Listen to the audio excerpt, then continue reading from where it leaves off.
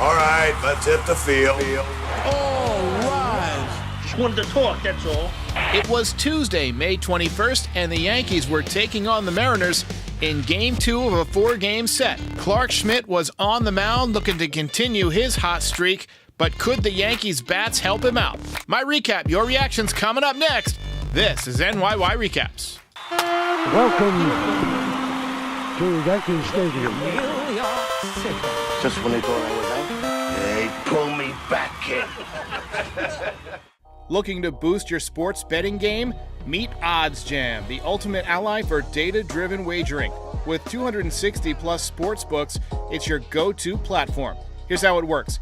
Odds Jam's arbitrage tool spots differences in betting lines, letting you lock in risk-free profits. Plus, optimize bets with a positive EV calculator and track profits with a convenient bet tracker. Try it risk-free with a 7-day trial. Use code RECAPS for 35% off your first month. Link is in the description. Bet smart. Bet responsibly with Odds Jam.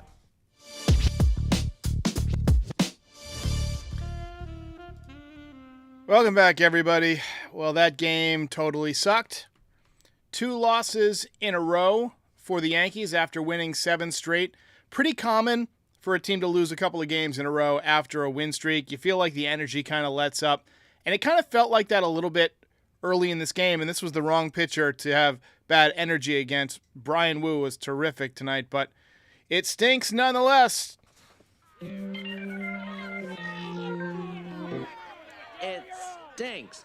Very tough night for the Yankees offense. Bryan Wu of the Mariners, just 24 years old, but he is a very good pitcher. ERA under 1 in a few outings this year. He hasn't thrown a lot, but 6 innings, 2 hits, no runs, no walks, 7 strikeouts tonight. He's got a 0.57 ERA.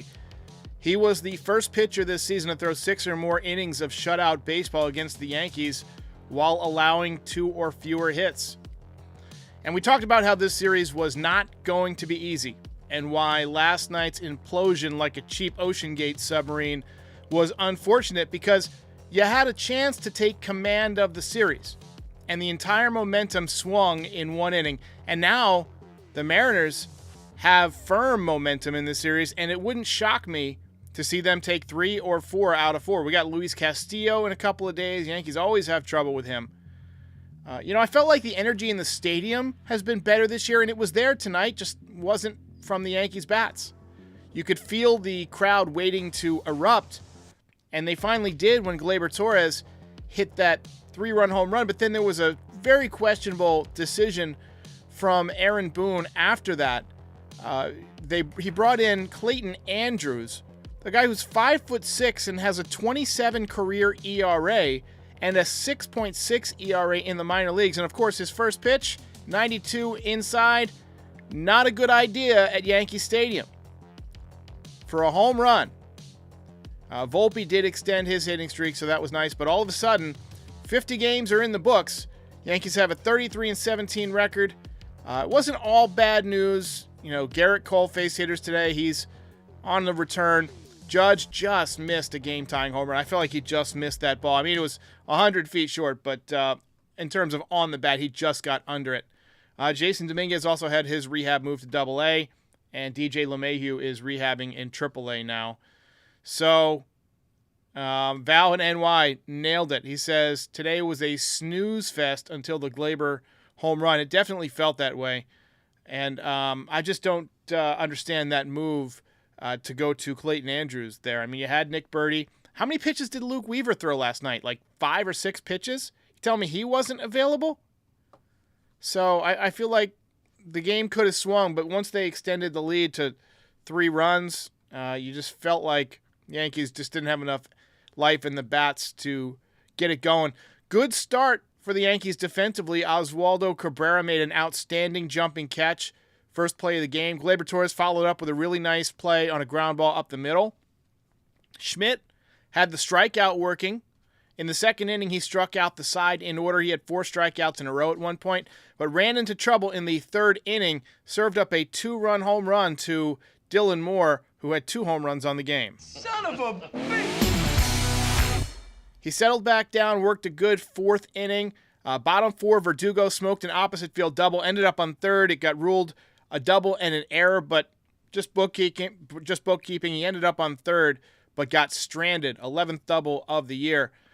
Clark Schmidt, I thought, was pretty solid tonight. He really made the one mistake, but a lot of deep counts. He wasn't as efficient as he has been recently.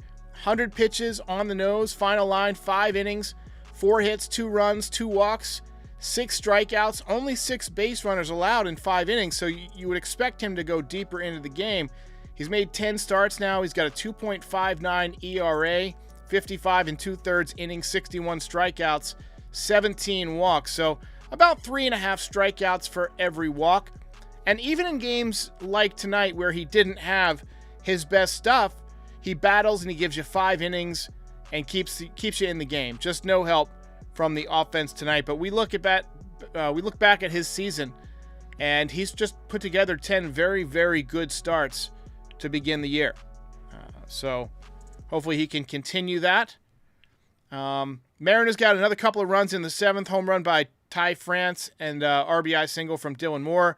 Dennis Santana has an ERA over 5 now. He's probably history as soon as Tommy Kahnle comes back. Thank God. Yankees finally broke through in the bottom of the 7th. Let's take another look at the Gleyber Torres home run. Track wall. See ya. Gleyber Torres has gone yard again. It's Gleyber Day. Nice piece of hitting, 3-run shot to turn it into a ball game. Only his 3rd home run of the season. Good sign, though, up and in fastball, and he turned it around. We got a super chat from Shivansu Prasad. Says, for whatever reason, we are under 500 with Trent in the lineup and runs go down. His defense isn't worth it. Offensive succubus. Get a better backup. I like it. Oh! And then Val in NY says the Yankees have to stop hitting the ball at Canzone. I call him the low-cal calzone Canzone for anybody who watches Parks and Recs out there. Anyway, bottom 8, Anthony Volpe extended his hitting streak to 14 games. Yankees threatened, but both Juan Soto and Aaron Judge came up as the tying run. Soto grounded out, and Judge just missed one, as I mentioned. Flied out to, fairly deep center, but not super deep. Mariners tacked on another run on another home run by Dylan Moore in the top of the 9th inning. And, yeah, too many home runs. Hey, try not to give up any home runs on the way through the parking lot. Got to stop throwing meatballs. But to me, the move of the night was the bonehead decision to bring in Clayton, I can't remember his name, Clayton Andrews, in a 1-run game. What the hell are you thinking, Aaron Boone? Don't smoke crack. Sorry, we're a little heavy on the sound bites tonight. This is not a game where there's a lot of. It lends itself to a lot of descriptive monologue here. Yankees lose 6-3. Mission failed. We'll get them next time. You get nothing. You lose. Good day, sir. If you ain't first, you're last. Dylan Plays says, gotta hope the Orioles lose again. Game is delayed right now, and they're tied. Yeah, last I checked, they were playing, I believe, the Reds? No, Cardinals. And it is tied at 1 in the top of the 6th inning. So Baltimore at bat, I think. Looks like Lance Lynn actually completed 6. So very nice start from ex-Yankee Lance Lynn. 6 innings, 2 hits, 1 run, not earned, no walks, 5 strikeouts. And Kyle Bradish is starting for the Orioles. And like I said, tied at 1 in the bottom of the 6th in a rain delay. Hopefully they can get that squared away, and hopefully St. Louis can come back and win. But Yankees only had 5 hits tonight. It was not an impressive night for the offense. I don't blame them. They had to face some really good pitching. But Volpe 1 for 4, Verdugo 1 for 4, Wells 1 for 2. Finally off the interstate, hitting 205. And Torres with the 3-run home run, still hitting 223 with a paltry 611 OPS. You really expect better out of Gleyber Torres. Cabrera went 0 for 4, Grisham 0 for 3. Grisham's hitting 056. That's really, really bad. And then, the bullpen, Gonzalez threw a scoreless inning. Santana sucked. Andrews sucked. Birdie, not great tonight. Ferguson, only guy who really threw great. One scoreless inning with 2 strikeouts, but he usually stinks. So just a tough night for the Yankees in general. Let's take a few comments and see what you guys think. What do you hear? What do you say? JXV88 says, Munoz just showed us how to pitch with a 3-run lead. Yeah, we could have used a little bit of that last night. David S. says, Boone doesn't have to think. The front office tells him who to play. To a degree, you're right. Hey.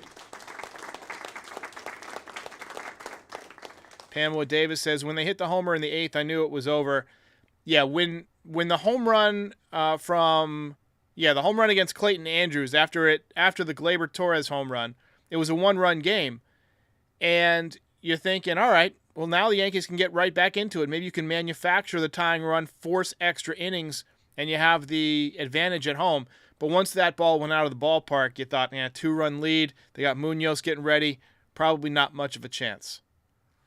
Super chat from F. Saminsky says, what was in the Yankees' drinks the other night in their welcome home dinner? Jeez. Yikes. And then Wayne Wilcox says, Grisham has to go when the Martian is ready. I'm going to tell you why that's wrong. Because Grisham doesn't play. Just a bit outside. Grisham is doing exactly what he's meant to do. Get in there and be a warm body on days where you can't start one of the big 4 of Soto, Judge, Verdugo, and Stanton. On days where Judge needs a day off or a DH day, that's when Grisham plays. You're not going to do that to the Martian. He's your top prospect, and his future's too bright to stunt his growth by having him play, 2 at-bats a week in a, off the bench. You're going to let him go to AAA, and you're going to let him play until somebody gets hurt. That's how it's going to work out. Andy Williams says, hate losing, but not worried about this team one bit. I wholeheartedly agree. David S. says, look at the bright side. At least we're not the White Sox. White Sox off to a very tough start, and the Yankees handled them pretty well this weekend. Bright side from Luis Gonzalez. Yankees still in first place for the moment. But yeah, this was not one of the Yankees' better showings this season.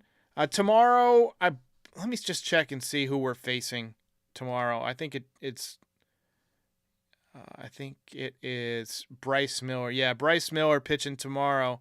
Nestor Cortez for the Yankees. That game will be at 7 o'clock. And then they play at 12:30 on Thursday. Reminder, I'm not doing a show immediately following the game on Thursday. I've got to do foul territory and Dodgers territory. But I'll have the game on. And then in the evening, Max Goodman, Yankees beat writer, is going to come back and kind of talk about the state of the Yankees, talk about the whole series. We'll have highlights from the game, all that good stuff. So anyway, tough day for the Yanks. Let's take a few more comments and wrap up early here tonight. I gotta get out of here! Pam says the Martian service time started already, though. Might as well just have him play every day in both left and center. Well, then you're giving one of your main guys a lot of days off, and the Yankees don't want to do that. It doesn't work mathematically. Game over, man. Game over. The law of divine oneness says it's a long season, guys. Even the best teams have losing streaks. And this is not technically a losing streak yet. It's 2 in a row. One more, and it's a losing streak. But anyway, I think we're going to be just fine. And hopefully Nestor Cortez can give us a good start tomorrow. Hopefully the offense can get going against Bryce Miller. But Bryce Miller's no joke. He's got a 3.08 ERA, and he is a very solid pitcher. So the Yanks are going to have their work cut out for them. Again, check out Odds Jam. Like and subscribe if you're new. We are approaching 40,000 subscribers. We got to get to 39,000. We're closing in on that. And hopefully we'll get to 40,000 by the All-Star break. So that'll be fun. And we just crossed 14 million views, so thanks for that. Not a whole lot of Yankees podcasts have numbers like that, so I appreciate it. And ladies and gentlemen, I will see you after the game tomorrow. Call into the voicemail 718-899-1068. See you next time.